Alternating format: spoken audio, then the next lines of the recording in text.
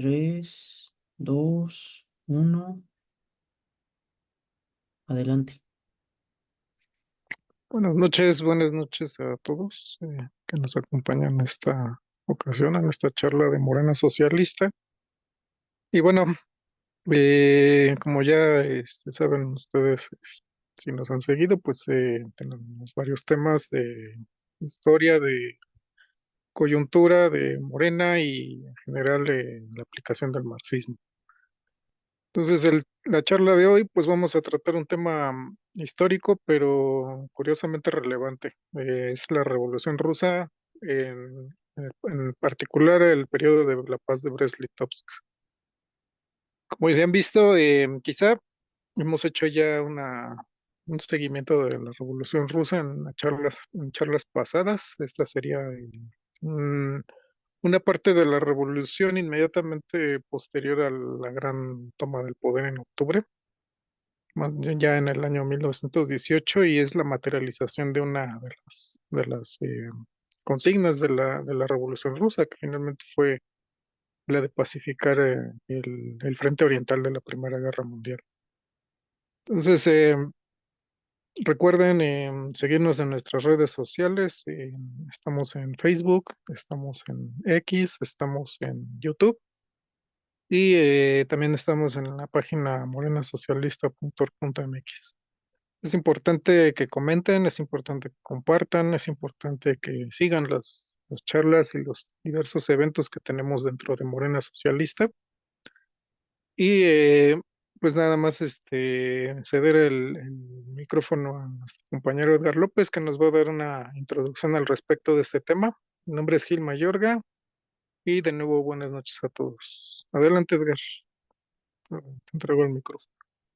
Pues gracias, Gil, por pues yo creo que, pues buenas noches a todos los que nos siguen en estas transmisiones en vivo. Como ya comentó Gil, pues estamos haciendo una serie de videos acerca de la Revolución Rusa. Por ahí ya subimos varios videos, la Revolución de Febrero, la Revolución de Octubre, la Revolución de 1905.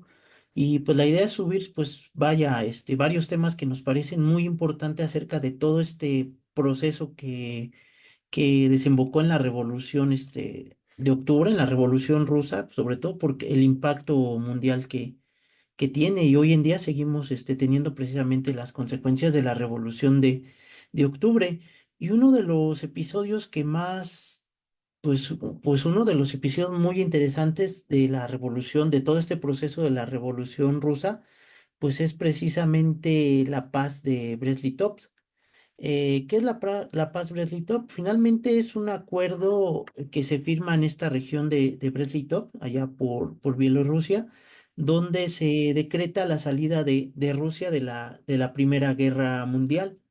Este acuerdo de paz Brest-Litovsk finalmente termina con la salida de Rusia de la guerra, pero a un costo bastante fuerte.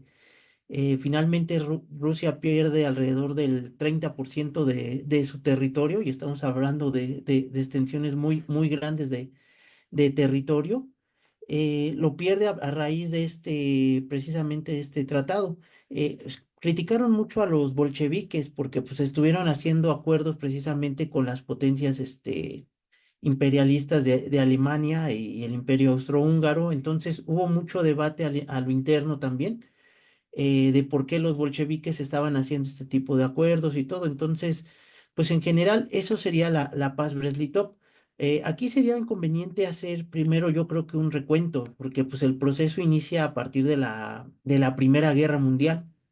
Hay que tomar en cuenta que la Primera Guerra Mundial estalla en 1914, con la famosa muerte o el asesinato del archiduque de Austria. Y esto finalmente supone el inicio de una guerra. Finalmente, el asesinato del archiduque de Austria podemos mostrarlo como un accidente donde se expresó una necesidad histórica. Finalmente, estamos hablando del inicio de una guerra imperialista. ¿Qué es una guerra imperialista? Pues estamos hablando que es el reparto de nuevos territorios por parte de las potencias imperialistas. O sea, finalmente el mundo pues ya está todo colonizado, ya está todo esparcido, pero pues el capitalismo ya tenía contradicciones, necesitaba seguirse expandiendo.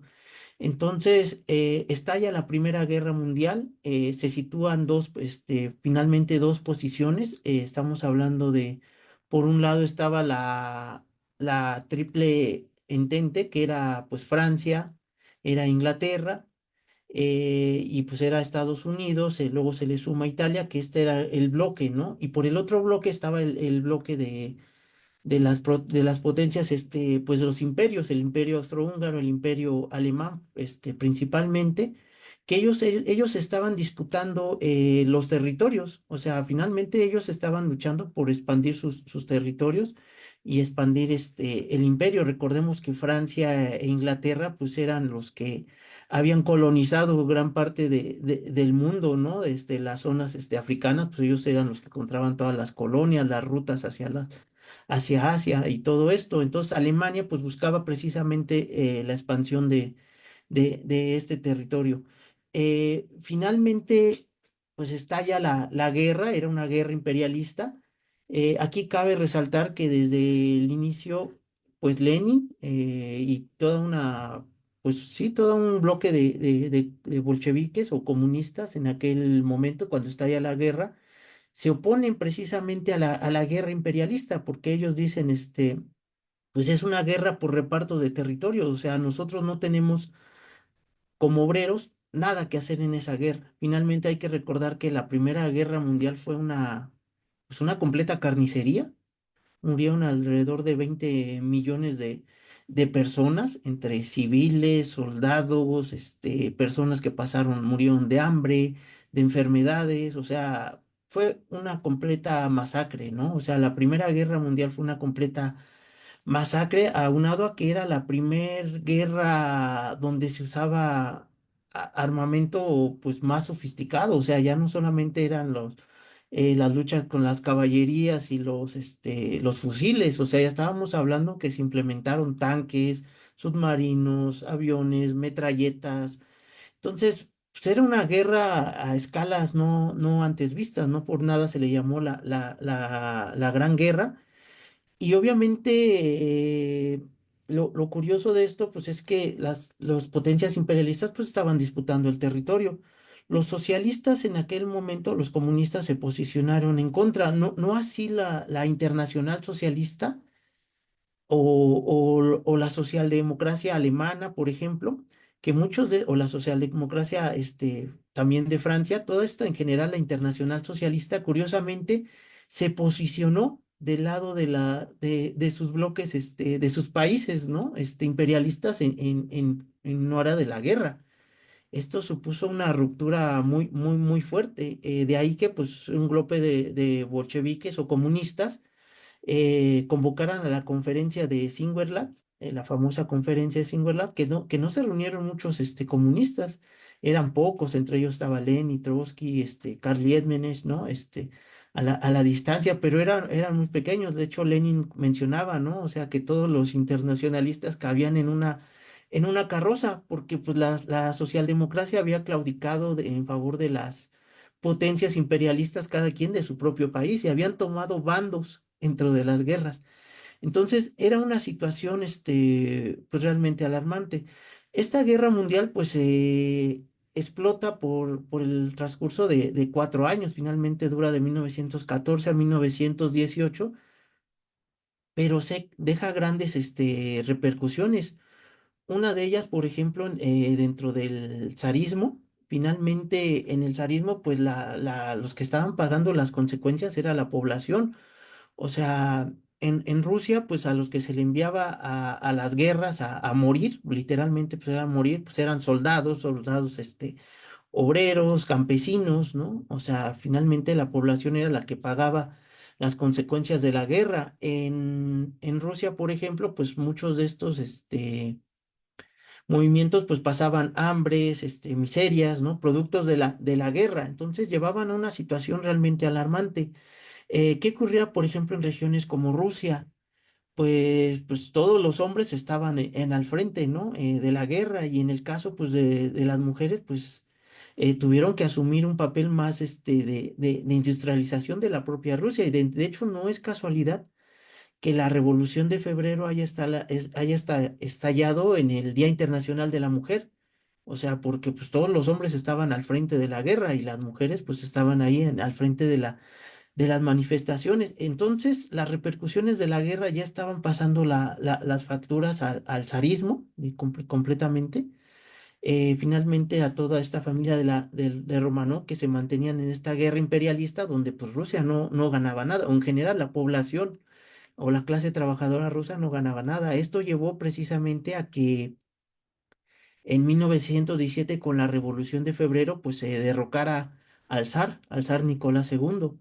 Entonces se derroca al zar Nicolás II, asumen el gobierno Kerensky, un tipo que venía de la socialdemocracia, pero lejos de terminar la guerra, continúa, ¿no? Continúa con la guerra, o sea, curiosamente no salen de las negociaciones, o sea, ellos continúan con la política de guerra, finalmente ellos quieren recuperar los viejos tiempos, y es aquí donde precisamente los bolcheviques, empiezan a tomar, pues un impulso, fuerte de masas y empiezan a ganar a las masas hacia la Revolución de Octubre, que todo este proceso ya lo platicamos en otros videos un poquito más al detalle, pero las consignas de los bolcheviques principalmente eran paz, pan y tierra. Eran cuestiones que Kerensky no les podía dar.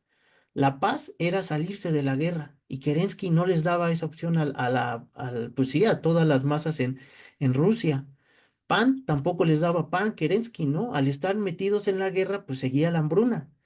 La otra consigna, tierra, pues la tierra tampoco, o sea, todo seguía a manos de los terratenientes y de la aristocracia zarista, o sea, aunque el zar había caído, pues que el gobierno de Kerensky seguía, pues protegiendo, ¿no? A todos estos terratenientes. Entonces, los bolcheviques ganan a las masas a la revolución de octubre y terminan derrocando al gobierno de Kerensky en octubre. Entonces, en octubre, a partir de que toman el poder los bolcheviques, en el primer congreso de soviets en ese mismo mes de octubre, se hace un congreso de soviet y se hace un decreto de la paz, pidiendo exactamente la paz. Para los bolcheviques no nomás era una consigna de campaña política, o sea, de vota por mí para, te prometo la paz. O sea, la consigna de la paz realmente era una reivindicación de vida o muerte.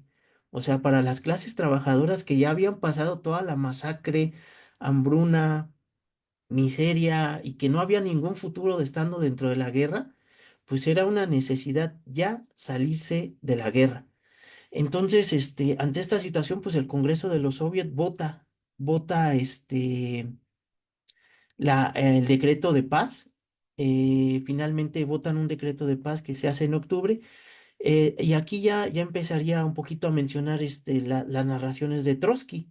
Finalmente Trotsky menciona que él hace, o ellos ya como un gobierno de Petrógrado, o del control de toda Rusia, del nuevo gobierno, envían unos telegramas, finalmente envían telegramas a la parte de las potencias, de los imperios, austrohúngaro y al imperio alemán, y por el otro lado envían también, telegramas a las potencias, o a los de la alianza, ¿no? De la Triple Entente, a sus aliados, que era Francia, Inglaterra, Estados Unidos, Italia, ¿no? En ese momento para salirse de la guerra, ¿no? O sea, ellos en el gobierno bolchevique lo primero que hace es enviar estos telegramas a las dos partes, tanto a las dos partes que estaban en pugna. Lo que dice Trotsky es que lo primero que reciben de sus supuestos aliados, ¿no? Que era Francia e Inglaterra, pues era no solamente la negativa, sino era una amenaza.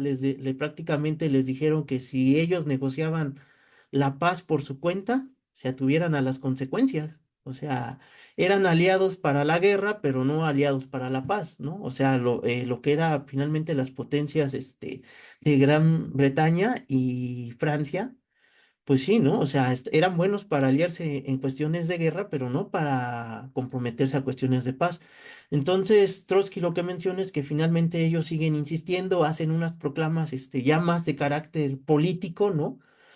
para los pueblos quizá de Francia e Inglaterra, de que también ellos promuevan la paz, ¿no? Al menos a la clase trabajadora, hacen las proclamas finalmente y pues ellos siguen en la misma situación, ¿no? No dan respuesta, ¿no? A la situación de salirse de la guerra. Por el otro lado, pues está el imperio alemán, el imperio austrohúngaro, y de ellos sí reciben respuesta, más que nada ellos a conveniencia. Finalmente el imperio alemán pues tenía abiertos dos frentes. Por un lado estaba peleando en el occidente contra Francia, Gran Bretaña y Estados Unidos, ¿no? Italia. Y en el frente oriental pues estaba peleando con Rusia. O sea, para Alemania, pues ya se suponía un fuerte desgaste. Si ellos negociaban con Rusia, podían quitar esa mano y canalizar todas sus fuerzas al frente, que de hecho fue lo que hicieron Alemania, ¿no? Una vez que firman el Tratado de Brest-Litov, pues retiran sus tropas o al menos canalizan todas sus fuerzas al occidente para pelear contra Francia e Inglaterra. Esa era su idea. Al final de cuentas, pues tampoco les resultó. Al final de cuentas, pues también terminan derrotados, pero bueno, eso ya sería otro un poquito más adelante. Termina derrotado Alemania en ese frente, pero la idea de Alemania era precisamente negociar, ¿no? A ellos sí les surgía negociar con Rusia, que Rusia se saliera de la guerra, precisamente para poder concentrar todas sus fuerzas en el occidente. Entonces, ¿qué es lo que ocurre en esta situación?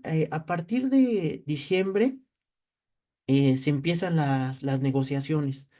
Las negociaciones se dan en este poblado que es que pertenecía a Bielorrusia, un poblado que se llama Breslitov.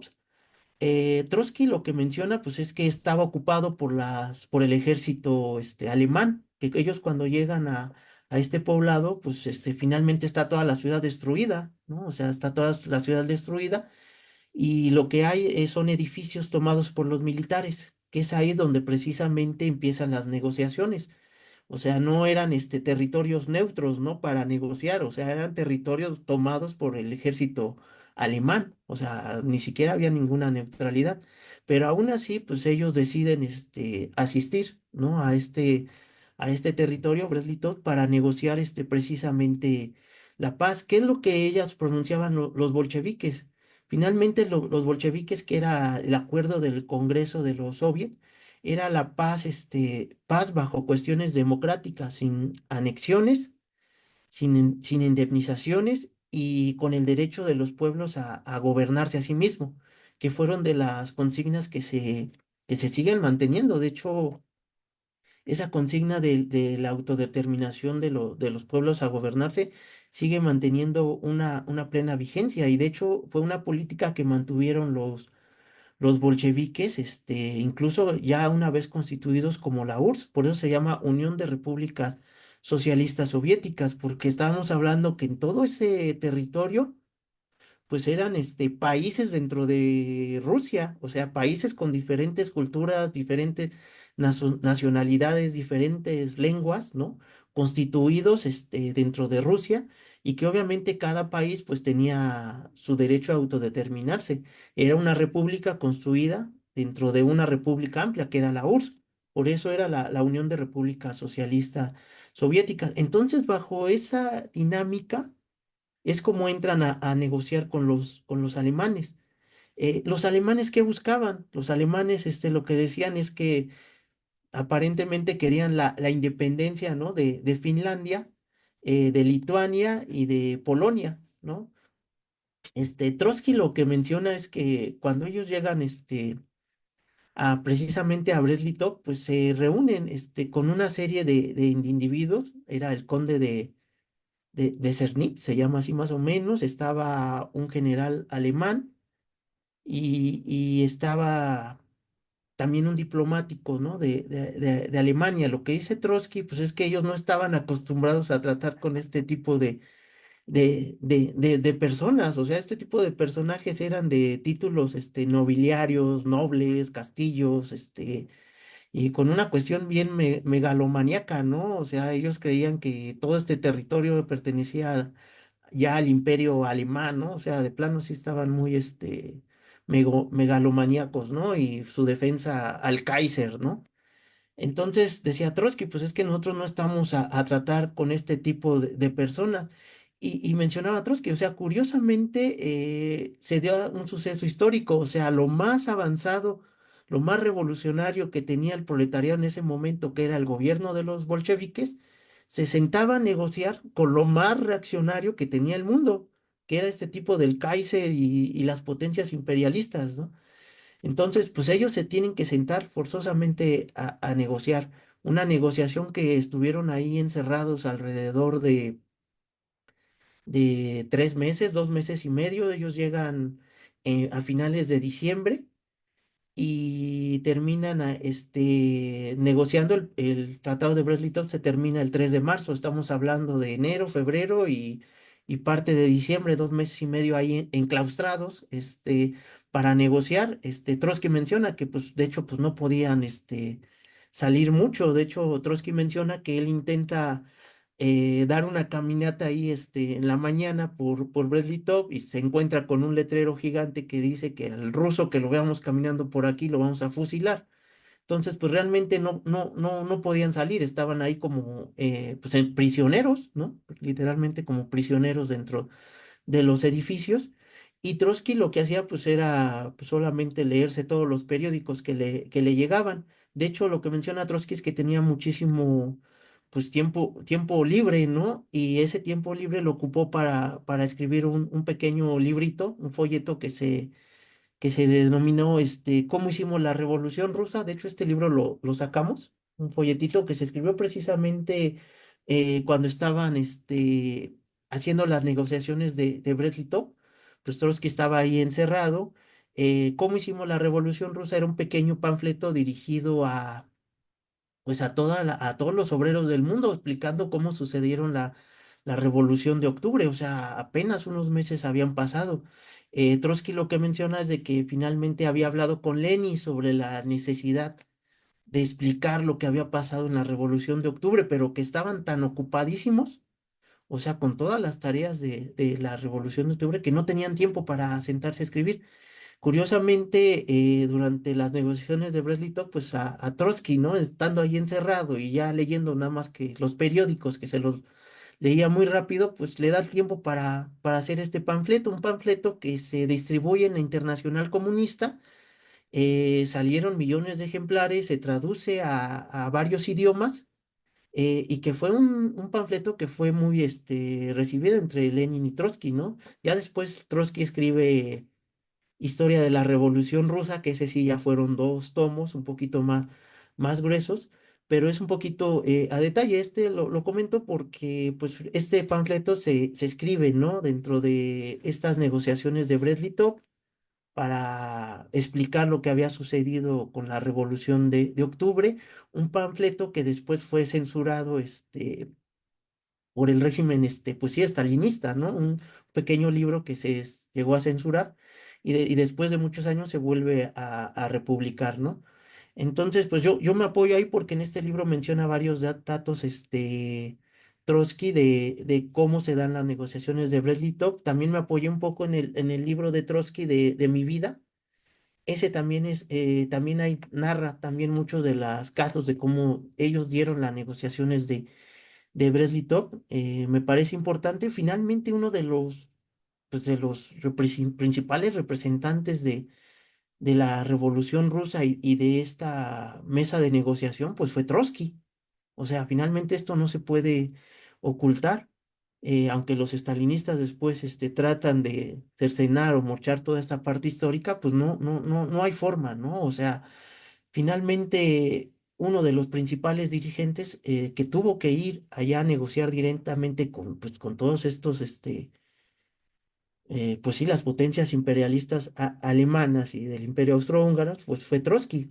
Lenin se quedó en Rusia porque pues obviamente ellos acababan de tomar el poder. O sea, Lenin tenía que hacer toda la parte organizativa en Rusia para pues establecer el nuevo gobierno.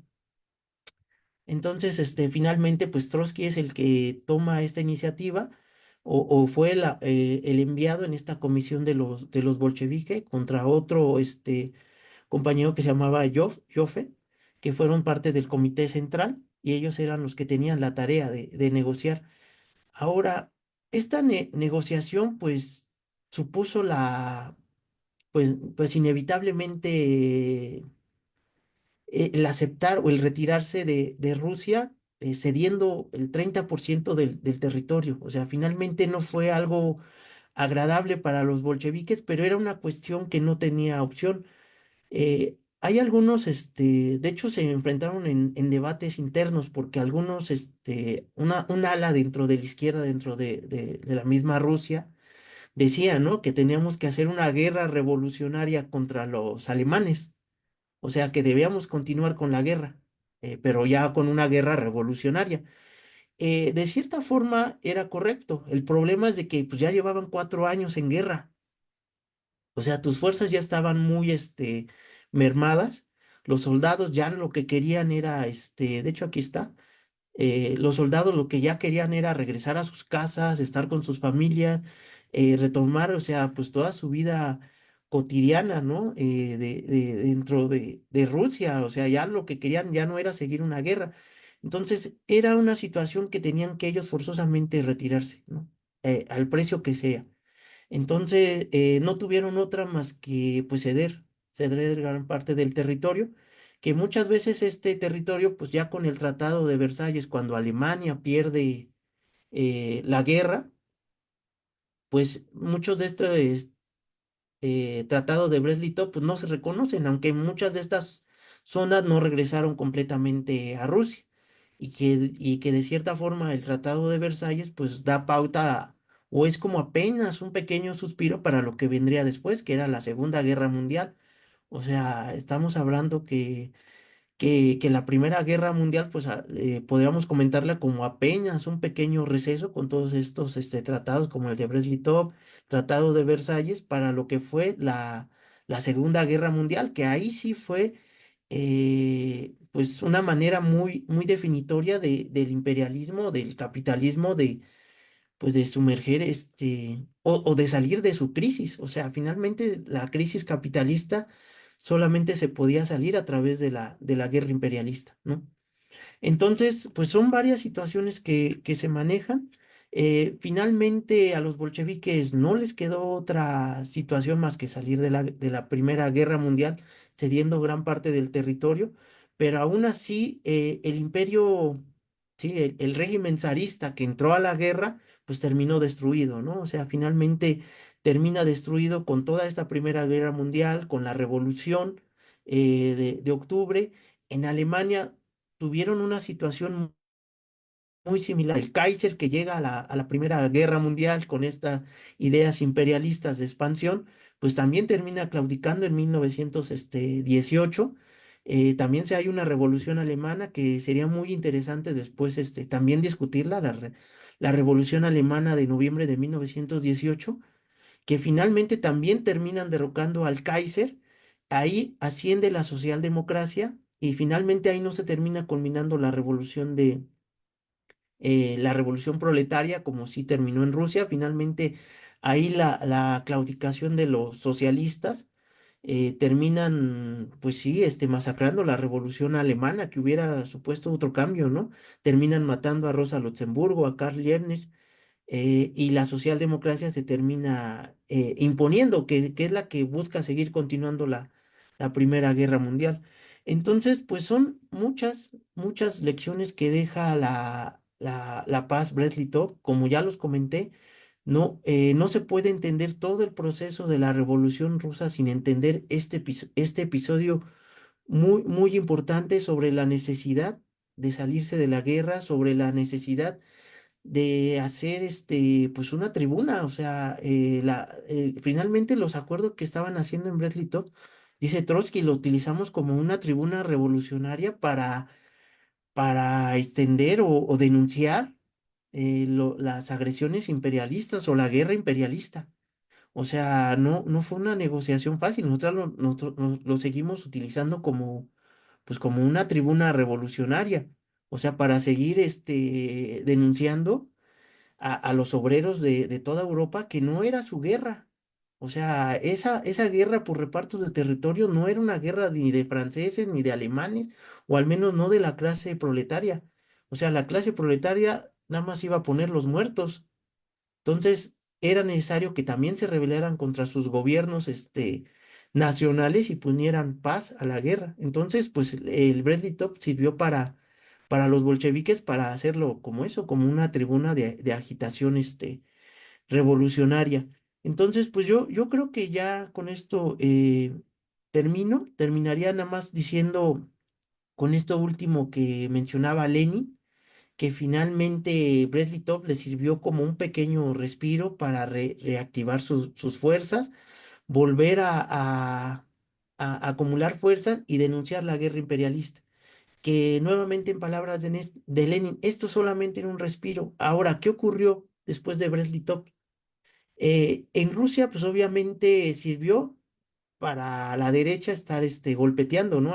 Al naciente gobierno bolchevique, estar diciendo que, pues vean, llegan los bolcheviques, perdimos territorio, no saben gobernar, es decir, empiezan una serie de denuncias y empiezan a captar pues sí, la derecha empiezan a hacer ecos y da pauta a lo que se conocía la guerra civil. O sea, finalmente después de la toma del poder de los bolcheviques que ocurrió de manera pacífica, la salida de Brest-Litov, pues viene la guerra civil en Rusia, que era el ejército rojo contra el ejército blanco, que eran las fuerzas de la reacción.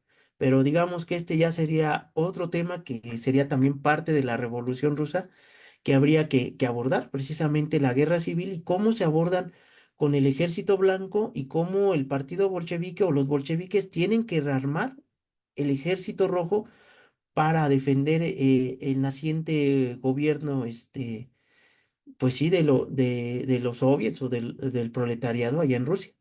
Entonces, pues bueno, yo lo dejo aquí mientras, al menos con esta pequeña introducción pues para darle pauta a las participaciones. Gracias, Edgar. Entonces, ya saben, compañeros, pues pueden ir levantando su mano si desean participar para ir dándoles el micrófono. Buenas noches. Buenas noches, adelante. Oye, más bien es una pregunta. Si este Trotsky fue tan, este, siguió tanta la causa, ¿por qué tuvo que huir y por qué un radical comunista cubano lo tuvo que matar? O sea, no entiendo, no entiendo eso. O sea, tengo muchas preguntas, pero ahorita se me vino esa a la mente. No sé si me pueden responder.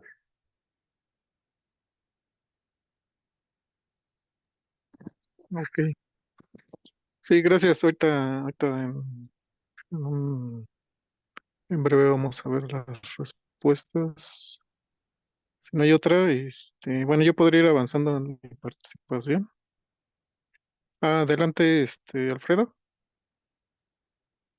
Sí, hola, buenas noches. Buenas noches, Pues adelante. es interesante todo lo que maneja el compañero Edgar, toda la información que nos da me parece pues muy importante.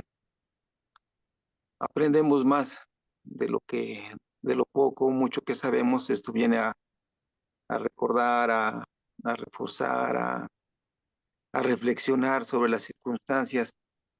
El hablar de revoluciones es hablar de cuestiones políticas y de cuestiones de muertos, y esto como que a mí no me satisface mucho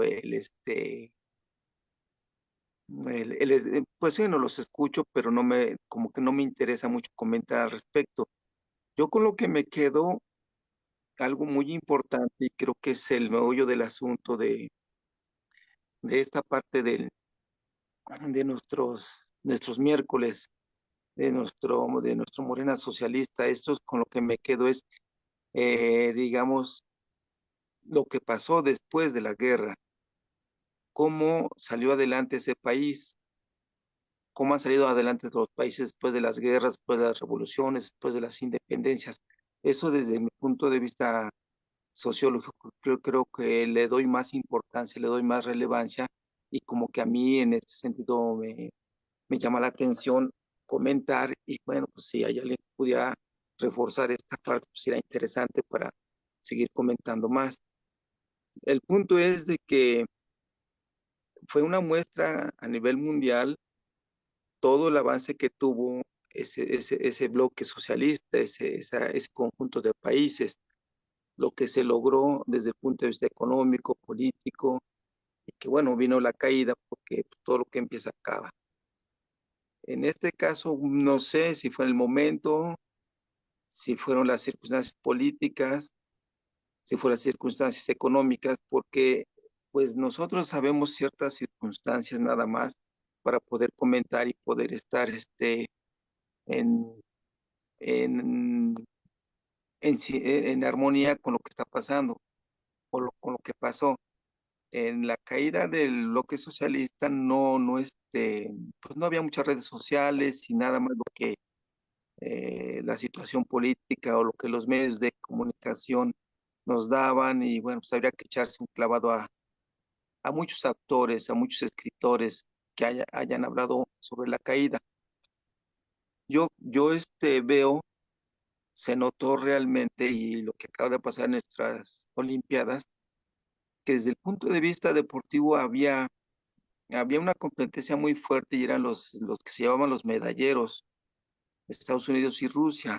Ahí se veía toda la parte capitalista y toda la parte socialista, y que atrás de esas medallas, atrás de esos deportistas, pues había una estabilidad, o daban a entender que sí funcionaba un país socialista. Eso entre muchas cosas que podemos comentar. Pero si menciono esto de las partes de los Juegos Olímpicos, que fueron los fuertes en esta parte del deporte, porque el deporte y la cultura como que en la situación política lo dejan muy atrás. Supuestamente hablamos de vivienda, hablamos de economía, hablamos de educación, y el deporte pues como que lo veían un poco más secundario. Las cuestiones primarias en los países se dan en lo que acabo de mencionar. Pero a nivel mundial, y ahí están los datos, ahí están las estadísticas, quién eran los que realmente se llevaban las medallas, y hablamos de de atletas que estaban bien nutridos, que estaban bien físicamente, que estaban bien pues emocionalmente, quiero pensarlo. Ahí es en donde yo veo que sí funcionó mucho, que sí dio muestras a nivel mundial, la parte del socialismo, la parte de los rusos. Si hablamos de Rusia, estoy hablando del bloque socialista. No todos eran de Rusia, eran de todos los países y era una recopilación de los grandes atletas y los que estaban, digamos, de alguna forma demostrando de que ese bloque socialista en esa área podía. Si hablamos en la ciencia, si hablamos en la tecnología, que sería, como dice Edgar, pues serían otros rollos. Yo nomás pongo como ejemplo esa parte en donde pues no quiero mencionar lo que acaba de pasar en estas Olimpiadas con los países capitalistas. Sigue habiendo potencias deportivas, sigue habiendo preocupación por esa área que pues yo creo que sería una de las prioridades, porque estamos hablando de humanos, estamos hablando de gente que no es tanto que destaquen, sino que realmente hay unos apoyos que se destinan a apoyos económicos, que también tiene que ver la política, y que yo veo eso como una muestra muy clara de que sí, efectivamente, este, el bloque socialista fue muy fuerte en esa parte. Si hablamos de la cuestión lo que siempre se comentaba en la parte de la luna, de la llegada a la luna, del espacio, sabemos que desde los 50 estos señores rusos ya andaban ahí, y si hablamos de los 50, escasos 30 años del bloque socialista, ya estaban en las ciencias muy fuertes, y no he checado los medalleros, no he checado las cuestiones educativas, no he checado muchas cosas, no lo he checado porque también hay poca información, y meterse a investigar toda esa parte, cómo funcionó toda esa parte del bloque socialista en todas las áreas, pues es una tarea un poquito larga, es un poquito, pues de estarle talachando a la computadora, porque esa es la parte donde más nos llega de inmediato.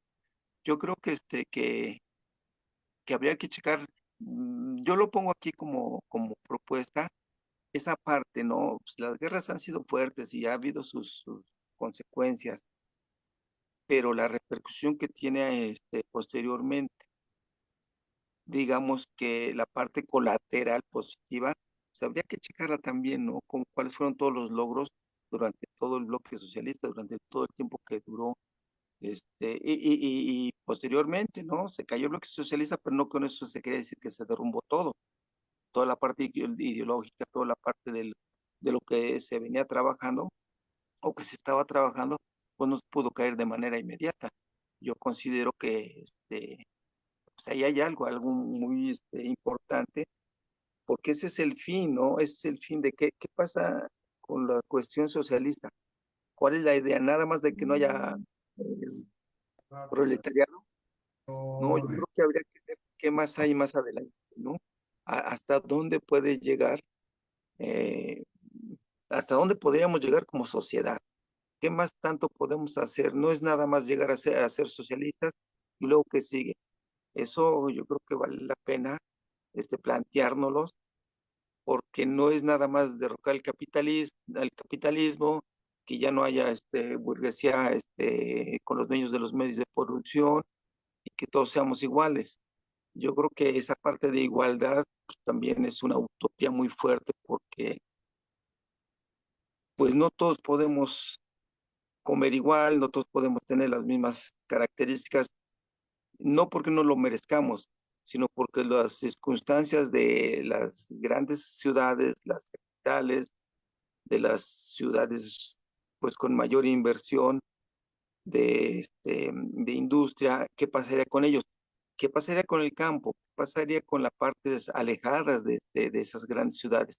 Tenemos unos estados muy grandes en donde pues nada más el gobierno atiende a la parte alrededor y circunstancial de la capital. ¿Qué pasaría si realmente lográramos algo más allá? La situación es llegar a tener un país socialista, no nada más un partido.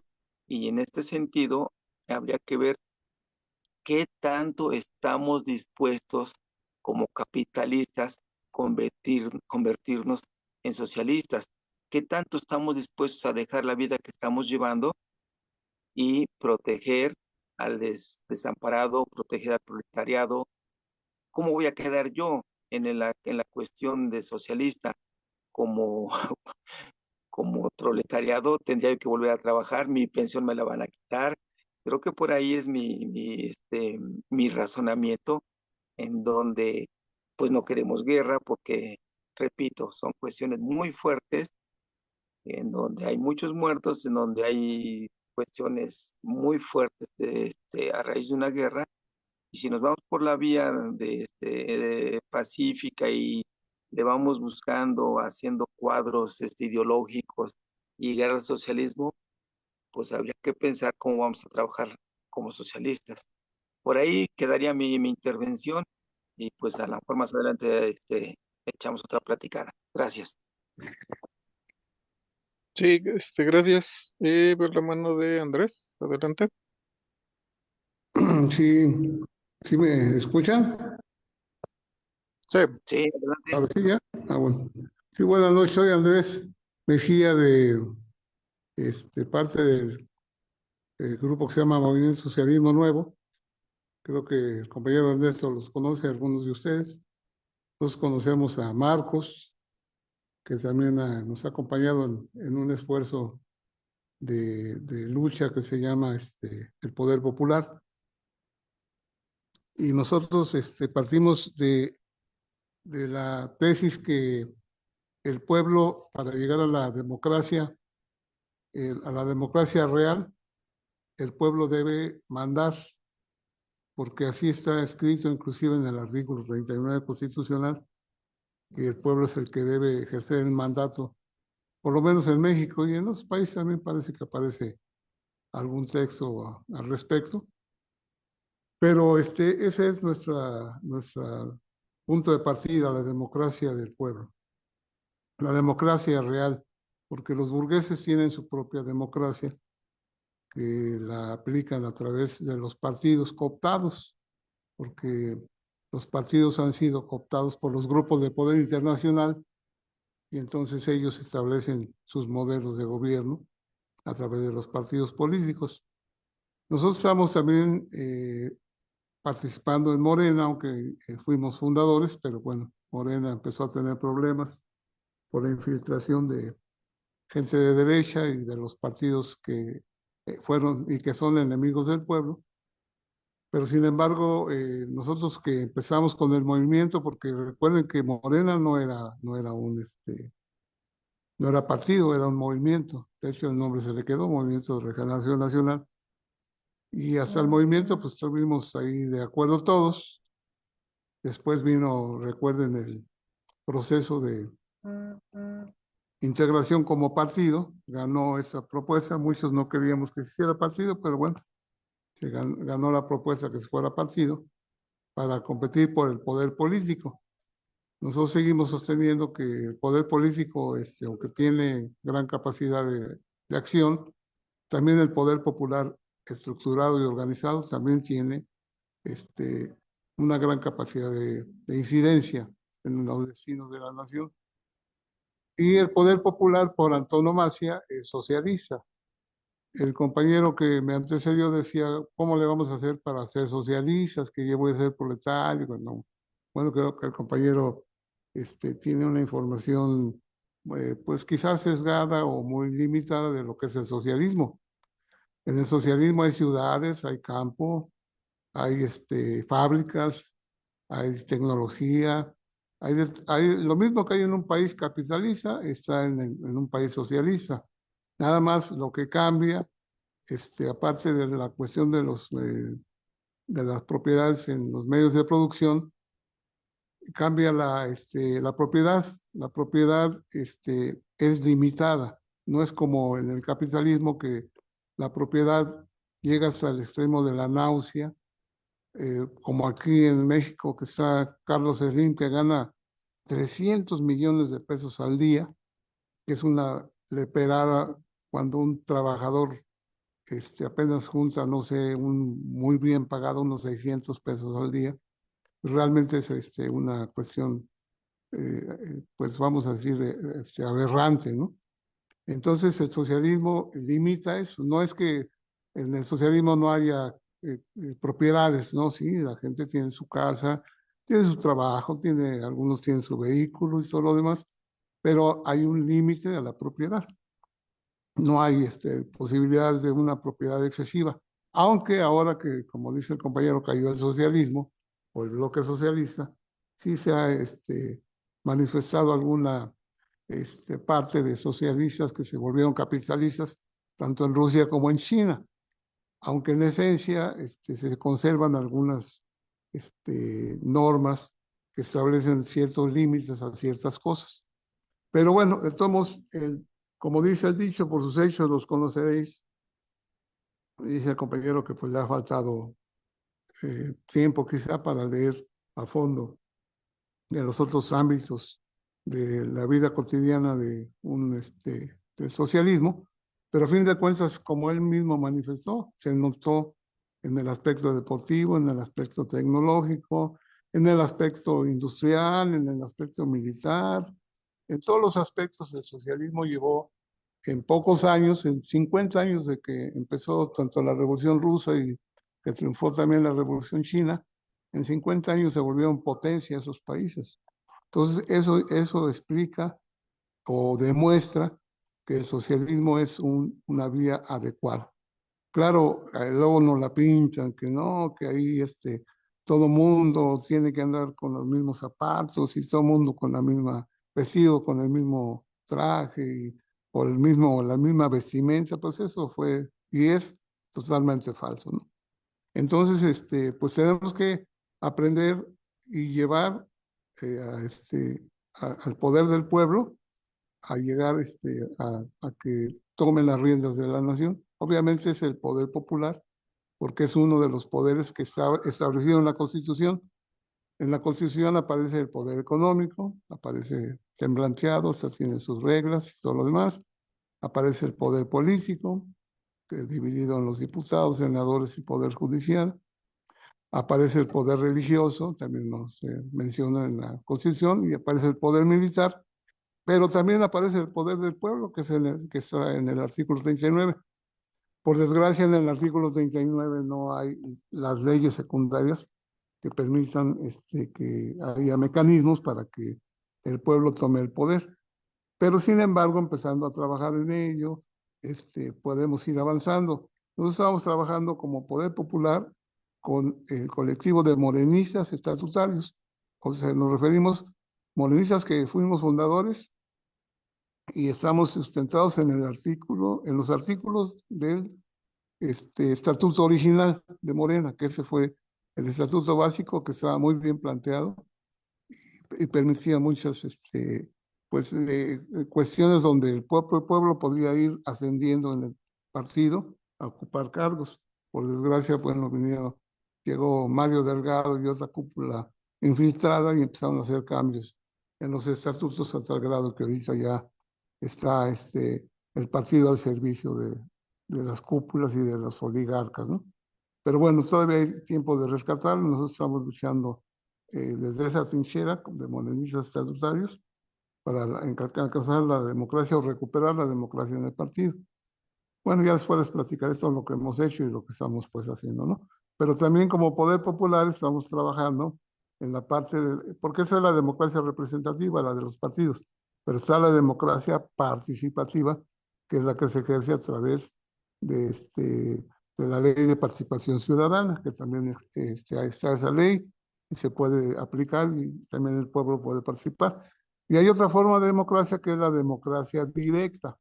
En esa también hay un colectivo que se llama Asamblea Nacional de Autogobierno, que a lo mejor ya conocen, donde se pretende también que haya asambleas en los diferentes municipios y que se manejen con un autogobierno, como es el caso de Xerán, o como lo intentaron los zapatistas también allá en Chiapas, que a fin de cuentas se forme una Asamblea Nacional de Autogobierno donde estén varios municipios y varios estados de autogobierno y vayamos avanzando hacia la democracia real en sus tres planos, la democracia directa, la democracia participativa y la democracia representativa, pero donde los partidos no van a competir por ser los mandamases, sino van a competir por hacer el mejor trabajo en beneficio del pueblo, para servir al pueblo, no para estarse sirviendo con la cuchara grande como lo han hecho ya desde hace muchos años.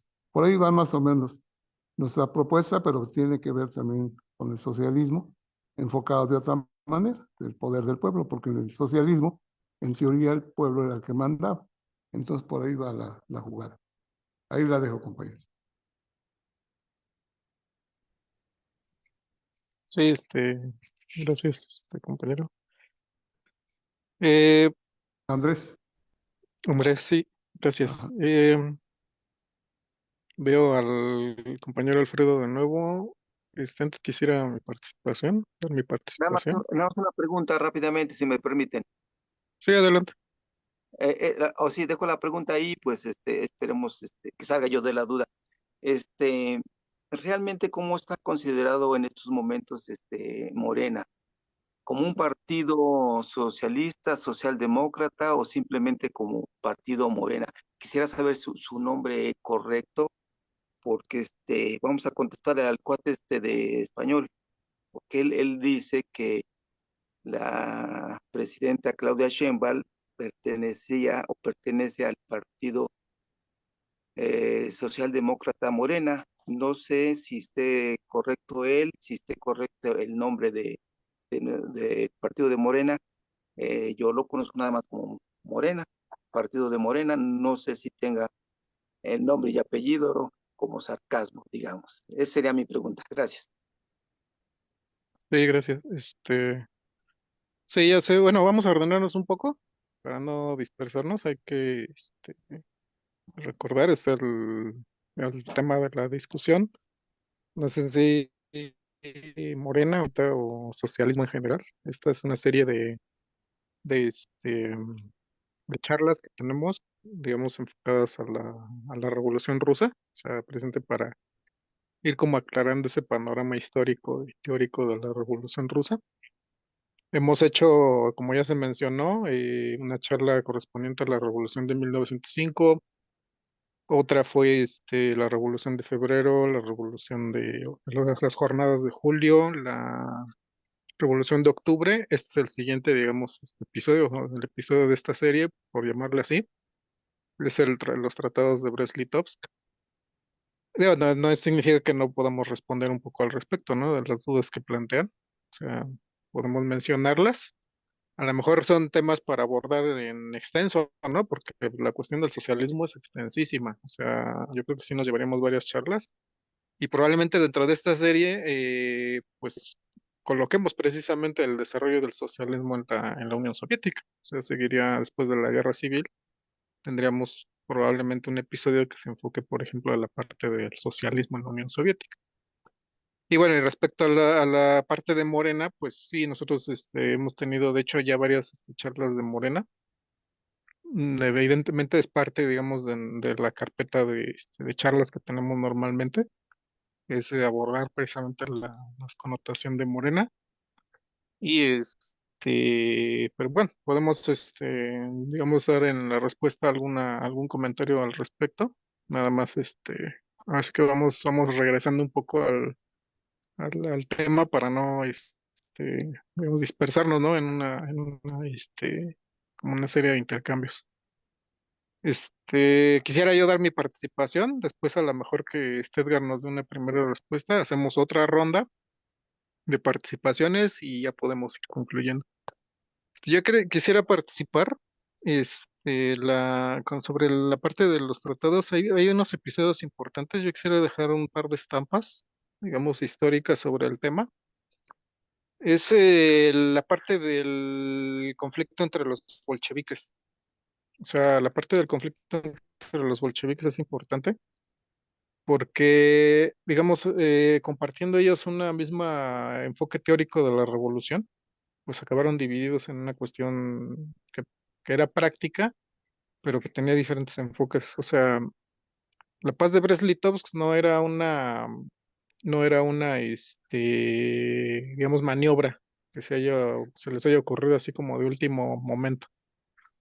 O sea, fue una cuestión que venía, digamos, eslabonada con todo el desarrollo de la guerra mundial. O sea, la guerra mundial fue catastrófica y fue un episodio bastante, digamos, dramático, en el sentido de que los pueblos de Europa habían vivido una relativa paz hasta ese momento, hasta 1914.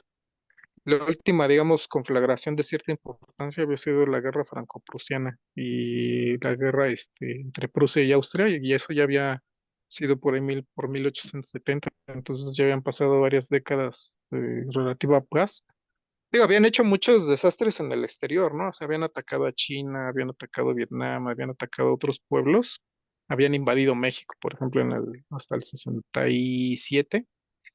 Entonces, en ese lapso, pues sí habían tenido ahí algunos conflictos, habían ocurrido en el interregno, habían ocurrido las guerras en los Balcanes, pero el conjunto de Europa, pues estaba, digamos, como sumergido en una especie de paz armada. Pero con el imperialismo empezó un rearme en extenso y el desarrollo de armas mortíferas, o sea, ya no eran los viejos fusiles, ¿no? Y los cañones que se cargan por la boca y eso, ¿no? Ya eran armas realmente modernas. Y pues faltaba la chispa, ¿no? Que encendiera la pradera y desatara el caos. Y los pueblos de Europa en ese proceso de paz, pues se habían ido acostumbrando a estar en paz y incluso a muchos grupos estaban hasta parecían aburridos, ¿no? De tanta paz y estaban alentando, por ejemplo, el patriotismo. Un patriotismo que pues era a costa de los vecinos, o sea, principalmente los bloques que ya se mencionaron. Pero precisamente ante este rearme y ante esta tensión, los partidos comunistas que eran fuertes y eran numerosos habían respondido hasta ese momento y con llamados a la paz. Y la consigna ya desde ahí era volver los fusiles contra las clases dominantes, no contra los otros pueblos, o sea, no franceses contra alemanes, sino los franceses contra su burguesía y los alemanes contra su burguesía. Y ese llamado fue unánime al principio, pero después ya los partidos se fueron, digamos, volcando a servir a sus respectivas burguesías, o sea, se dejaron llevar por el patriotismo.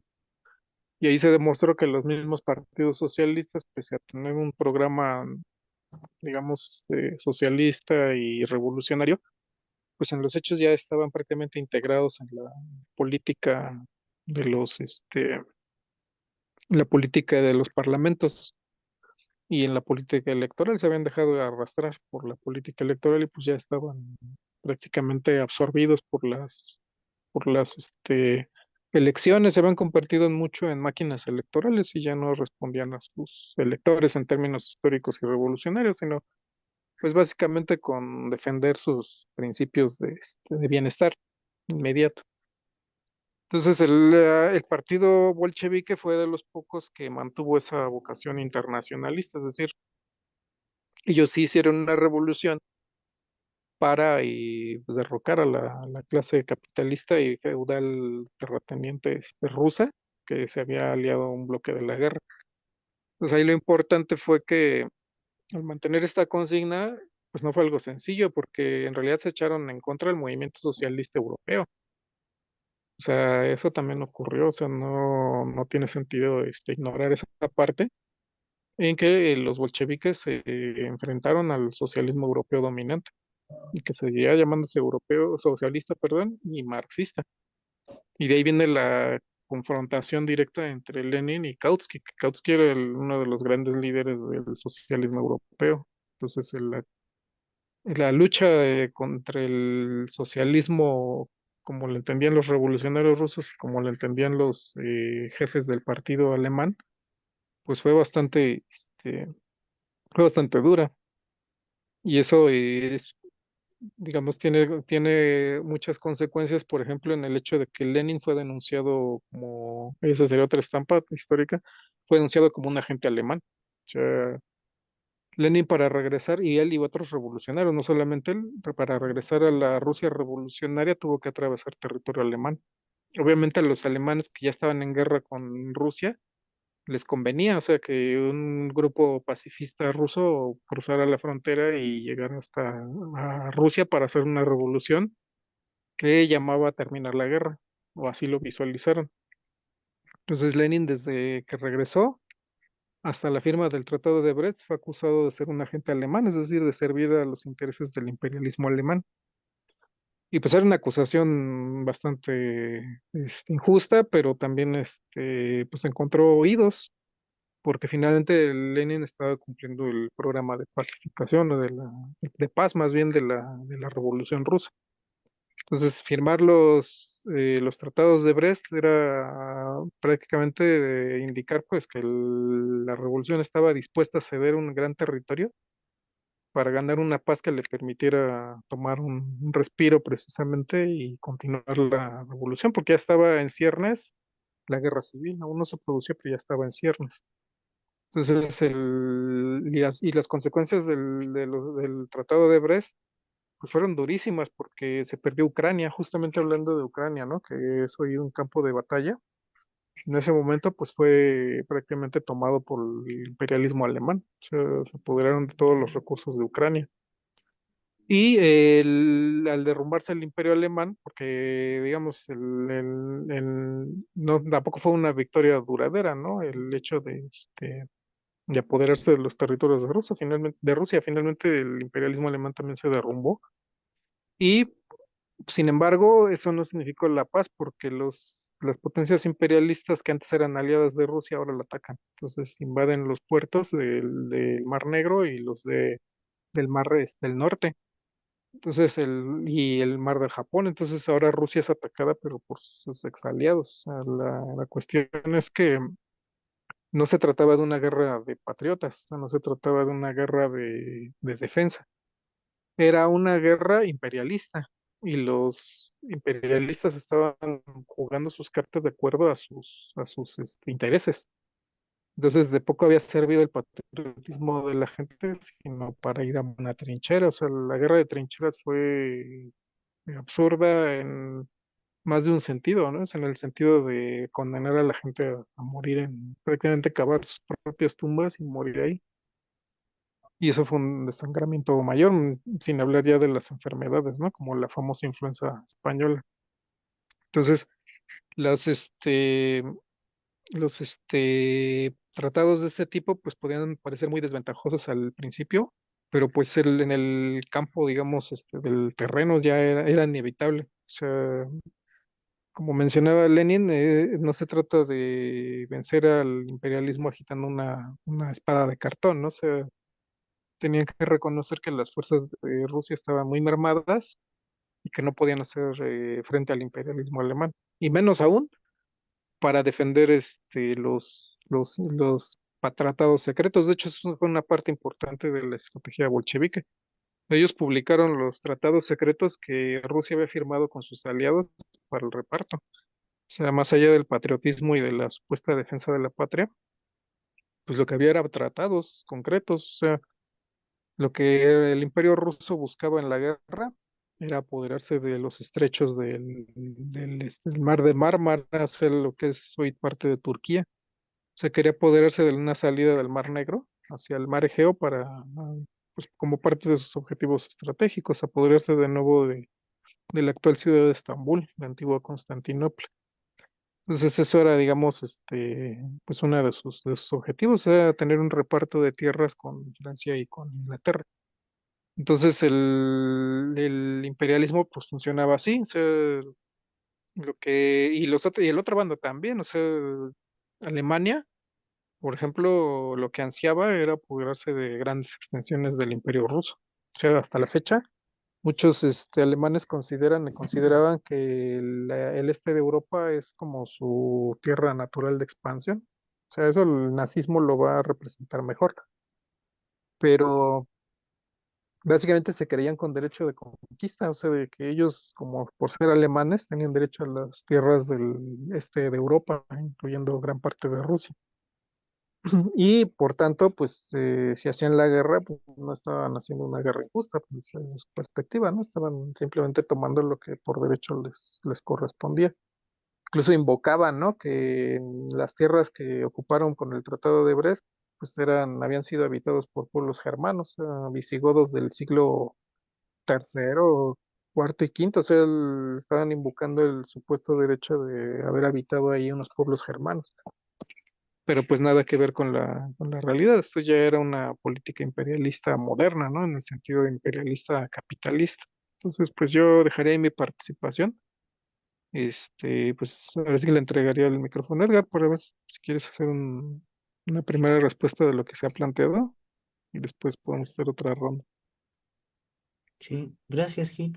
No, pues sin duda son muchos temas y como hemos visto ya aquí ya llevamos varios años abordando distintos temas y aún así no han sido suficientes, o sea, sí requieren mucho estudio.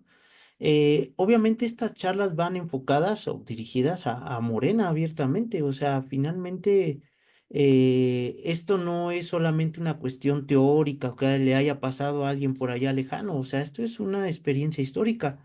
Entendemos esto que no somos los primeros que intentamos cambiar el mundo, o sea, ya hubo personas que intentaron hacer lo mismo y estamos aprendiendo de esas experiencias históricas. ¿No? Con esto no quiere decir que lo vamos a hacer una calca a México. Aquí vamos a tener nuestros propios obstáculos, nuestras propias particularidades, pero son esos, una experiencia histórica que nos permite ampliar un poquito más el panorama y por eso son muy importantes este tipo de discusiones políticas. Lo que comentaban de Morena, a mí me parece muy importante. Por ahí apenas subí un artículo de la caracterización de Morena y la Cuarta Transformación, un artículo que lo usamos para hacer una ponencia con las charlas de los socialistas en estas mesas de marxistas y comunistas.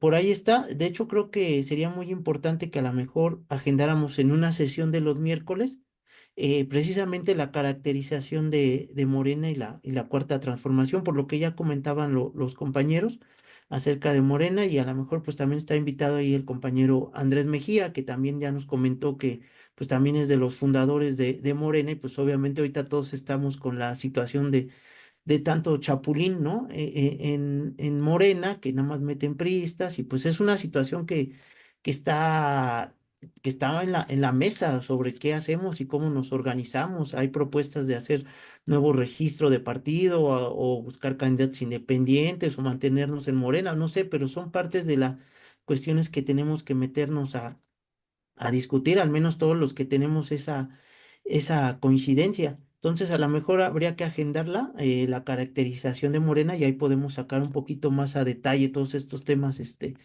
particulares de Morena. Ahora, la cuestión nuevamente con la Revolución Rusa.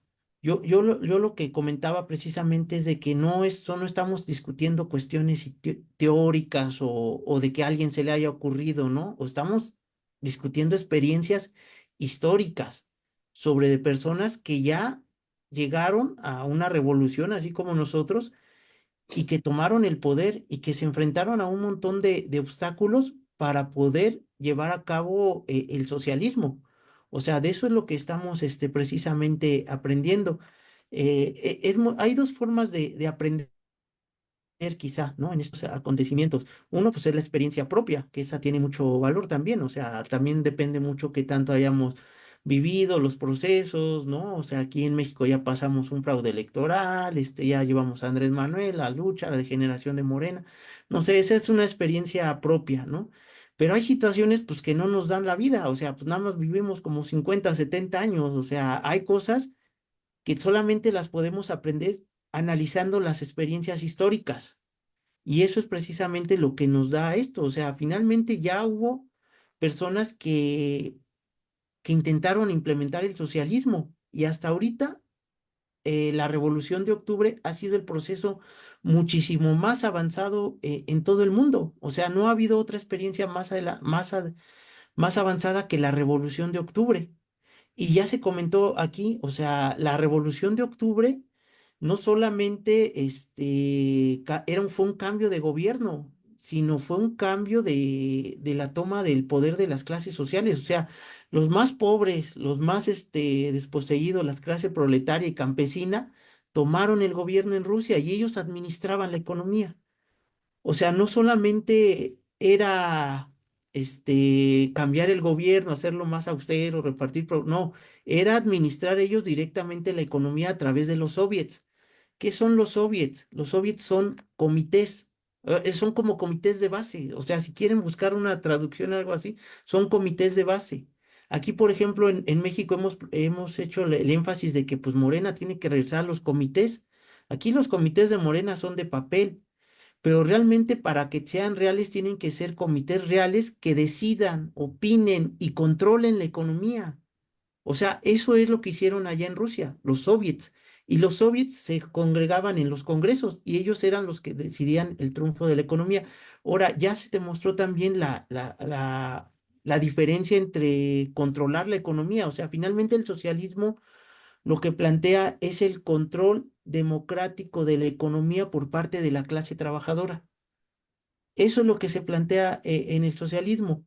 O sea, vamos a poner el ejemplo. Por ejemplo, aquí en México tenemos el sector energético que ayudó muchísimo al desarrollo de nuestro país, pero Pemex es una empresa paraestatal, ¿no? O sea, finalmente la controló el Estado. Actualmente es una empresa a la mitad paraestatal y la mitad privada, o sea, porque la mitad ahorita actualmente está concesionada privada. ¿Cómo ocurriría en un socialismo? En el socialismo no solamente es la nacionalización y que el Estado te controle Pemex. O sea, en un socialismo sería que los trabajadores controlemos Pemex, o sea, toda la población controlando petróleos mexicanos, o sea, controlando el sector energético de manera democrática. Esa sería la gran diferencia entre una empresa paraestatal y una empresa dentro del socialismo. O sea, los trabajadores tendrían el control del sector energético, el control de la salud, de la vivienda, o sea, en general de las telecomunicaciones, la población controlando democráticamente la economía. Eso es lo que plantea el socialismo. O sea, ya lo demás, que se plantee, pues, de que te va a quitar la propiedad, tu casa, pues eso ya son, un poquito de los ataques, ¿no? Que la derecha ha lanzado al socialismo. Pero realmente lo que plantea el socialismo es eso, el control democrático de la economía por parte de la población. Entonces, pues son temas que hay que ir avanzando y en Rusia se dio esa situación y desarrollaron de Rusia de un país atrasado feudal a una potencia económica. O sea, fue Rusia, e inclusive llevaron a un perro al espacio. O sea, de esa magnitud estamos hablando del desarrollo económico, ¿no? Entonces, por eso son ejemplos históricos de los que hay que aprender, que aquí en México, pues obviamente estamos de acuerdo con los programas sociales, son una avance y todo, pero ya estamos aquí hablando de controlar la economía y de manera democrática, ¿no? Por la población. Entonces, son temas que hay que avanzar. Ahora, regresando a la cuestión de la Revolución Rusa y el Tratado de Brest-Litovsk, lo que comentaba un compañero acerca del papel de Trotsky, que de hecho sería un tema que también habría que agendarlo, o sea, el papel de Trotsky en todo este proceso de la Revolución Rusa, o sea, porque fue muy amplio. O sea, Trotsky, para empezar, fue presidente del Soviet de Petrógrado en 1905. O sea, ser presidente del Soviet de Petrógrado a los 25 años, pues no es tan fácil. O sea, y Trotsky llegó, fue presidente del Soviet, inclusive ganó una popularidad que ni siquiera Lenin tenía en ese entonces. ¿Qué pasa? Fracasa la revolución en 1905, Trotsky se va al exilio y regresa en 1917 y lo vuelven a elegir presidente del Soviet de Petrógrado. Se suma al Comité Militar Revolucionario, se suma al Comité Central del Partido Bolchevique y Trotsky dirige la toma del poder en octubre, directamente en el Comité Militar Revolucionario. Después Trotsky fue enviado a negociar en esto de la paz Brest-Litovsk. O sea, no eran cargos menores. Y después del Brest-Litovsk, Trotsky se convierte en el máximo dirigente del Ejército Rojo, que había que reorganizar todo el Ejército Rojo para la guerra civil contra el Ejército Blanco. ¿Qué ocurre después de todo este proceso que ya comentaba el compañero? ¿Cómo es posible que un revolucionario de esto termine asesinado, ¿no? Precisamente por estas divisiones de las fracciones estalinistas pues en esta lucha, ¿no? Entre estalinismo y trotskismo. Es una situación que tenemos que analizar. O sea, forzosamente tenemos que analizar cómo se dio este proceso de degeneración en la Unión Soviética. Es un tema que también nos va a llevar una charla incluso, pero es una situación muy parecida dentro de lo que ocurre en Morena. O sea, llegan al poder, ¿no? La militancia de base y al frente se empiezan a subir carreristas, miembros del antiguo régimen, ¿no? O sea, finalmente miembros del antiguo régimen zarista, carreristas políticos, miembros de la misma pues, élite anterior, son los que empiezan también a colarse dentro del gobierno soviético. Entonces, pues también se da ahí un proceso de degeneración que les digo, pues habría que discutir más adelante cómo se da todo este proceso y cómo finalmente alguien termina masacrando a Trotsky, alguien que aparentemente se dice comunista. O sea, yo ya aquí lo he manifestado. Ya cuando tú te agarras a balazos por resolver diferencias políticas, ya estamos hablando de un grado de degeneración bastante alto. No es normal, o sea, ya estamos hablando de un alto de generación. Lo que hizo Siqueiros aquí, ¿no? En México, fue a balacear a Trotsky, ¿no? En su casa aquí en Coyoacán. O sea, eso ya no es de compañeros ni de diferencias políticas, ya estamos hablando de procesos de degeneración incluso más violenta, los procesos de Moscú, que también hay que analizarlos. O sea, ¿cómo es posible que varios del Comité Central del Partido Bolchevique hayan sido ejecutados durante los procesos de Moscú en 1937-38? También es parte de lo que se tiene que analizar. Pero bueno, regresando a esta parte de Brest-Litov, o sea, el papel de Trotsky ahí está, ¿no? O sea, finalmente se dan las negociaciones en Brest-Litov y se negocia la salida de Rusia. Ya se comentó todos los ataques que se dieron con Rusia, de que de que los bolcheviques no servían para gobernar, de que eran infiltrados de los alemanes, que finalmente estaban cediendo mucho territorio a los alemanes, pues ya se mencionó todas estas falsedades, o sea, cada quien tenía su propia agenda, los alemanes tenían su propia agenda, ¿no? Ellos buscaban la expansión y pues los bolcheviques pues tenían la propia agenda, o sea, que era la paz. O sea, finalmente los socialistas lo que buscamos es, no buscamos la guerra, porque por ahí comúnmente se nos dice, no es que los socialistas buscan la guerra, buscan la revolución, las armas, y eso es completamente falso. Al contrario, lo que buscamos es la paz. Pero curiosamente, dentro del capitalismo, el capitalismo nunca nos va a dar paz. O sea, el capitalismo está en constante guerra. O sea, ahorita ustedes los ven, hay guerras por todos lados. Y el imperialismo tiene sus narices metidas en Ucrania, en Líbano, en América Latina. ¿Cómo va a haber paz cuando el imperialismo no te permite el desarrollo de los países? Entonces, ahí la consigna de la paz pues adquiere mucha importancia. Y eso fue lo que ocurrió en Brest-Litovsk. O sea, la paz era una situación urgente, o sea, y era una cuestión revolucionaria. O sea, la guerra no es nuestra guerra, o sea, esa era una guerra imperialista.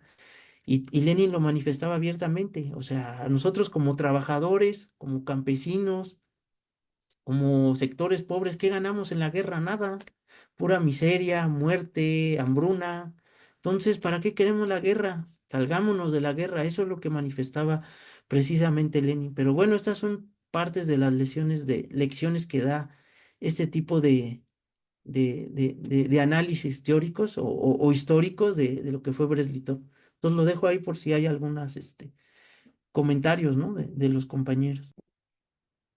Sí, gracias. Sí, pues abrimos otra ronda, si sin participar, si algo no quedó, bueno, si todavía quedan como cabos sueltos o dudas que, que queramos plantear, adelante pueden levantar su mano. Sí, Veo la de Andrés, adelante. sí, compañeros, bueno, una disculpa porque, pues, a pesar de que la invitación era precisamente para tocar algunas lecciones en torno el avance y la evolución de la historia socialista, pues yo intervine con una cuestión paralela de lo que entendemos nosotros por un socialismo aplicado, que nosotros le llamamos poder de los pueblos, que a fin de cuentas lo acaban de ratificar. Ustedes mencionan que el propio pueblo soviético, organizado en soviets, en comités, logró precisamente la revolución.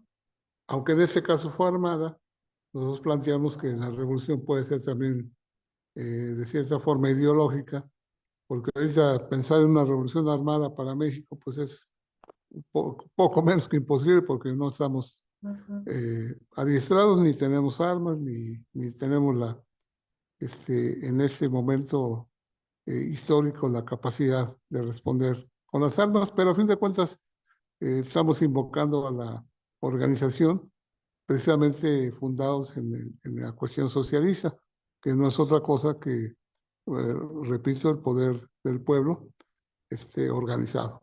Y por ahí vamos impulsando y vamos avanzando muy lentamente, pero esa es, a fin de cuentas, la idea de un socialismo en la práctica. Pero bueno, vamos a seguir al pendiente aquí participando otros días. Ya unos minutos me retiro porque trabajo en una casa de la cultura, pero ya vamos a cerrar. Entonces, bueno, escucharé hasta donde me dé tiempo. Gracias, compañeros. Sí, sí, gracias Andrés.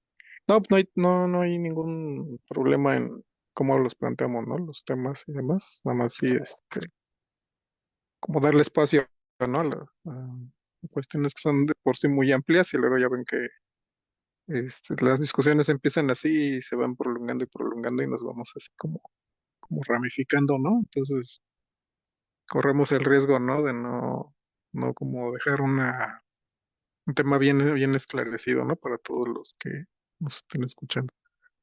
Entonces, no sé, si Alfredo quiere participar algo más o pues ya vamos preparándonos para cerrar esta charla. Sí, adelante, Alfredo. Ya veo tu mano. Ok. No, nada más, si se fuera posible mi respuesta, tengo esa duda de cómo quedó el partido, si como socialista, demócrata o simplemente Morena. Eso sería todo de mi parte, todo ha estado excelente. Se aprende mucho con estas charlas. Gracias. Sí, no, gracias a ustedes. Bueno, ya a reserva de que lo que pueda comentar en esta ocasión, Edgar, quisiera comentar de esta parte de Morena. Sí, de hecho, Alfredo menciona, por ejemplo, el español, ¿no? Se refiere seguramente a Santiago Armesilla de nuestra charla pasada, que en el video, Sí, antepasada, creo que ya fue la del video, ¿no? Entonces, él menciona como socialdemócrata, ¿no? A Claudia Sheinbaum y a Morena, pero pues usa una connotación de socialdemócrata que en México no ha tenido como tanto arraigo. O sea, si nos vamos a la cuestión que es la socialdemocracia, históricamente eran los antiguos partidos comunistas. O sea, en el siglo XIX, los partidos de marxistas no se conocían como comunistas abiertamente o socialistas, se llamaban socialdemócratas. Incluso el partido bolchevique era Partido Obrero Socialdemócrata Ruso, fracción bolchevique, y había otro partido obrero socialdemócrata ruso que era la fracción menchevique. Entonces ya es como medio confuso la forma en que usa el término armesilla, porque después de esa época de que los partidos obreros eran socialdemócratas, los partidos comunistas o socialistas marxistas, después viene una etapa en que precisamente después de la Revolución de Octubre, los partidos comunistas ya se llamaban así, o sea, Partido Comunista de algún país, Partido Comunista de la Unión Soviética, Partido Comunista Alemán, etcétera, etcétera, Partido Comunista Francés. O sea, en el siglo XX ya hubo una época histórica en que los partidos comunistas ya se llamaban así. Y los socialdemócratas ya eran como las alas derechas del movimiento socialista. O sea, ya eran partidos orientados hacia la derecha. Y ya tenía una connotación como peyorativa. O sea, para los marxistas del siglo XX ya el socialdemócrata ya era algo peyorativo. O sea, ya eran como pues, socialistas de derecha, ¿no? Que es lo que decían en el chat. O sea, ya era así como ni siquiera socialistas, ¿no? Ya eran más bien demócratas con cierta inclinación social. Entonces eran estas fuertes, ese tipo de formaciones. Entonces, el sentido en que él usa este español Armesilla, pues va como en ese sentido, ¿no? De decir, pues estos demócratas con cierta orientación social, pero no socialistas, ni comunistas, ni pues algo sólido, ¿no? Pero en México no se usa tanto ese término socialdemócrata. Había un partido socialdemócrata por ahí, y era un partido de derecha, era un partido clientelar. Entonces, más bien Morena ya sería un partido de izquierda, o sea, sería un partido de izquierda con cierta base proletaria y bueno, tanto pequeño burguesa como proletaria. Pero bueno, ese es mi comentario, que ya de mi parte ya también lo dejaría aquí, pues ya sería devolver el micrófono a Edgar que nos pueda comentar su, su respuesta sobre esto y que planteamos y en general sobre lo que estamos tratando el tema. Adelante, Edgar.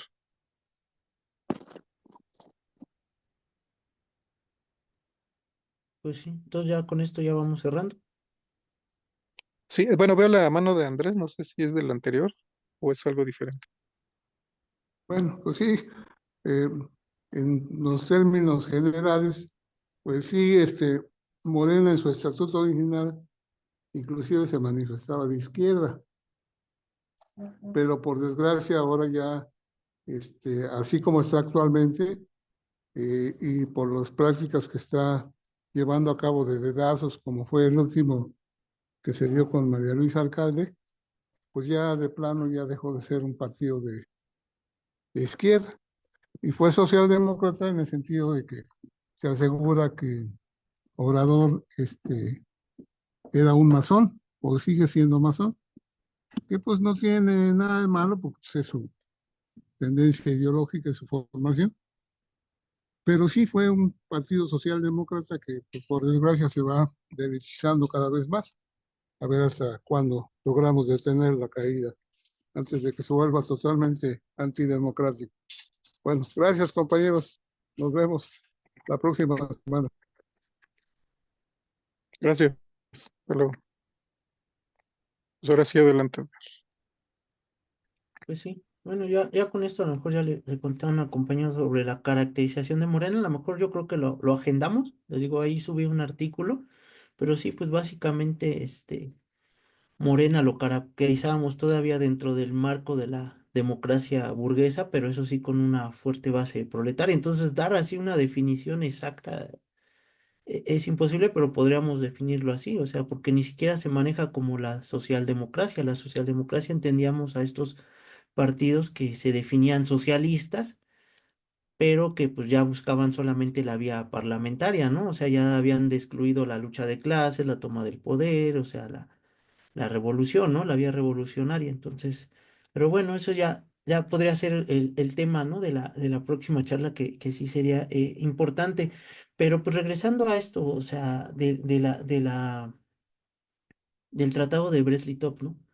Eh, Finalmente, el imperialismo, pues lo que hace, o estas guerras imperialistas, ya lo habíamos comentado, pues es otra vez el reacomodo, ¿no? De los territorios, por parte de las potencias imperialistas. O sea, y esto lo vemos hoy en día, no ha sido superado esto.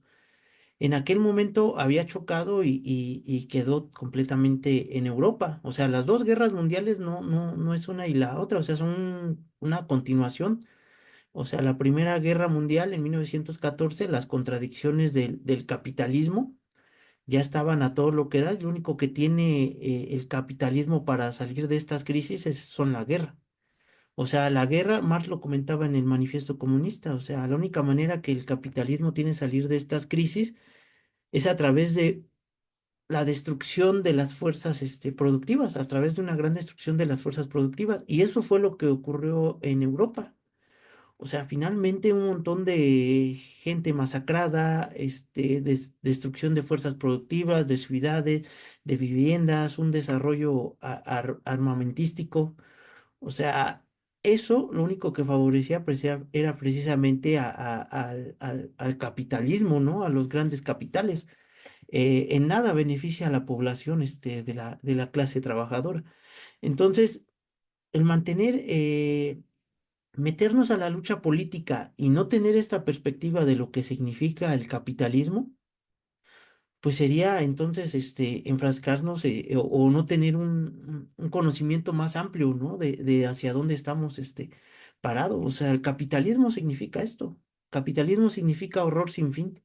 Y mientras el capitalismo siga existiendo, van a seguir existiendo las guerras. Las guerras por repartos de territorio, las guerras entre potencias imperialistas, las masacres, la miseria, la pobreza. O sea, esa es una situación que la tenemos que poner hoy en día, no solamente como una anécdota histórica, no, la estamos viviendo en el día a día. Seguimos pasando las consecuencias de la guerra.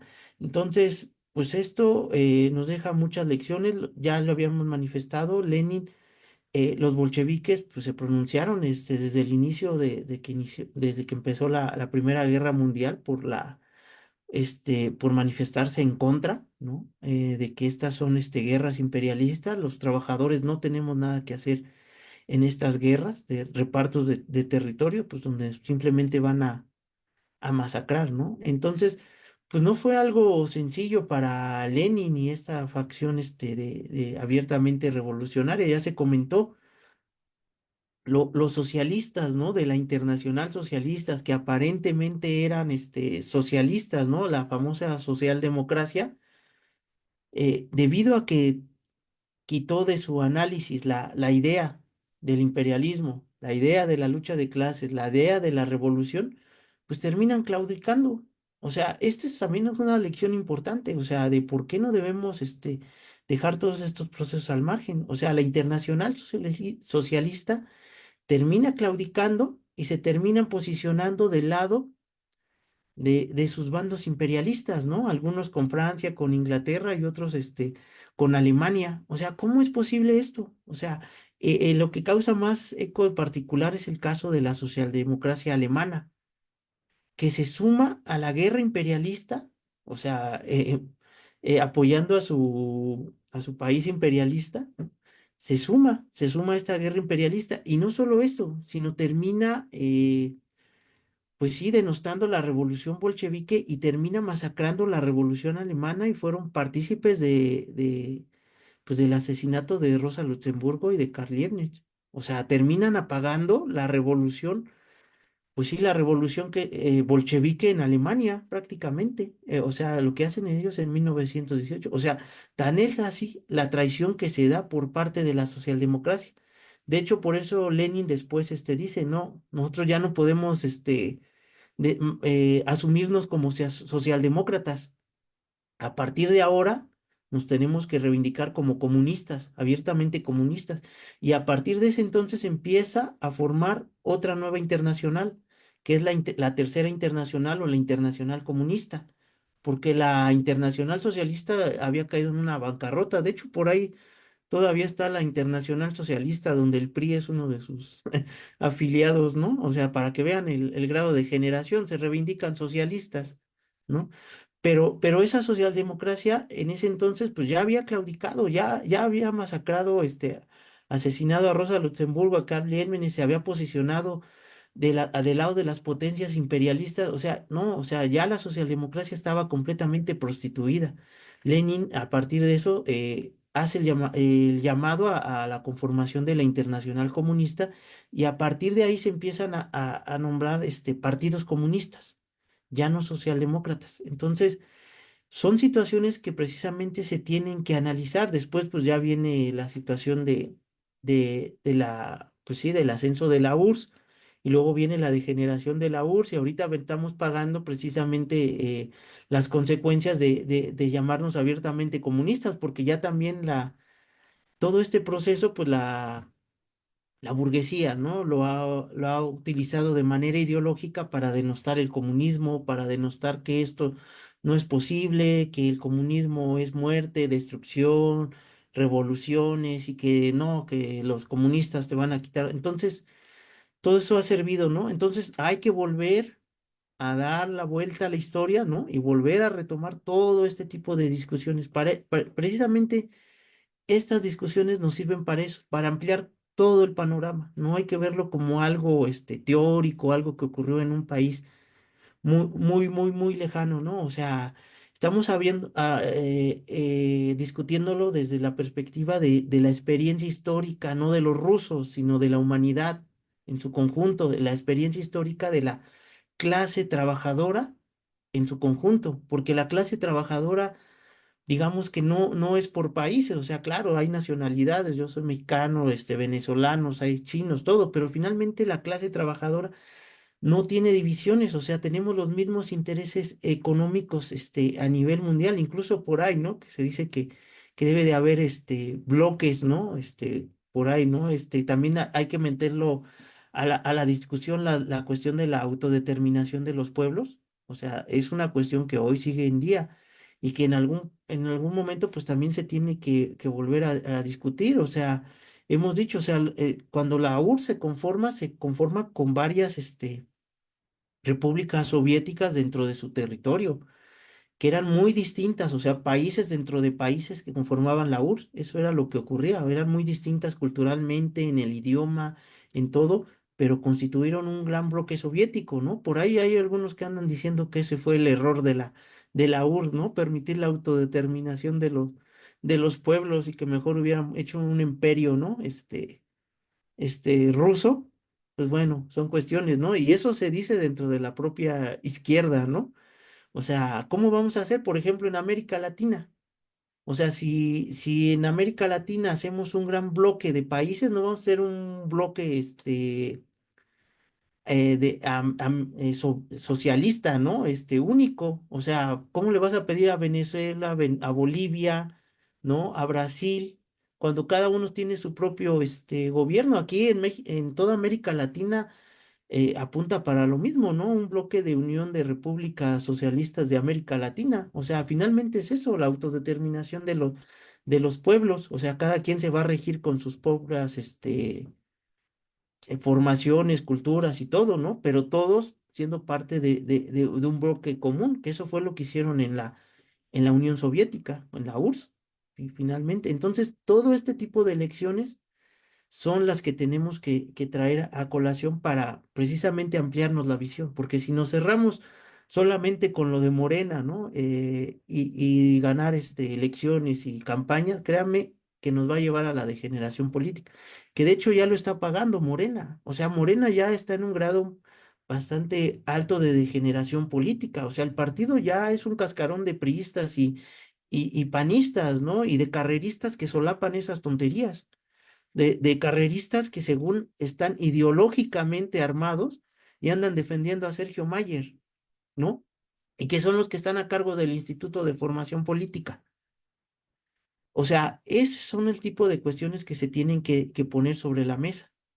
Entonces, este tipo de discusiones, pues sí, de aspecto histórico, nos sirven para esto, para ampliar todo este panorama que está ocurriendo. Entonces, pues bueno, yo ahí lo dejo ahí, pero yo creo que vamos a continuar con nuestros series de la Revolución Rusa, ¿no? Hay temas pendientes, la guerra civil, por qué generó la URSS, el papel de Trotsky en la Revolución Rusa, no sé. Por ahí, de hecho, ahorita vamos a armar una agenda sobre los temas y yo creo que vamos a seguir insistiendo sobre este tema, Morena, y sobre varios temas más que vayan saliendo. Pues ahí lo dejo, Gil.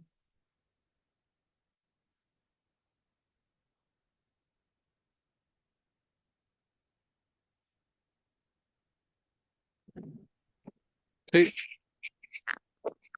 gracias, Edgar.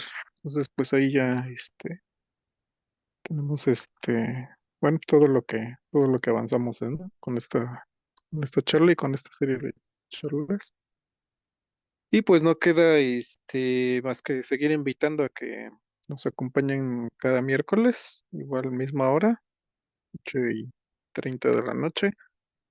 Esta charla se va a compartir, está actualmente en Facebook, se va a compartir en nuestro canal de YouTube, Morena Socialista. También pueden seguirnos en X, como ya mencionamos. También pueden visitar nuestra página morenasocialista.org.mx. Recuerden comentar también y darle like si les gusta el contenido, si les interesa, unirse a la conversación también. Y pues nada más volver a invitarlos. Entonces, en esta ocasión lo dejamos y nada más pues que sigan atendiendo nuestras actividades y convocatorias. Bueno, pues muchas gracias y buenas noches a todos. Entonces, seguimos en contacto. Gracias, buenas noches. Estamos pendientes para el próximo miércoles. Va, Saludos, sí, buenas nos noches. vemos.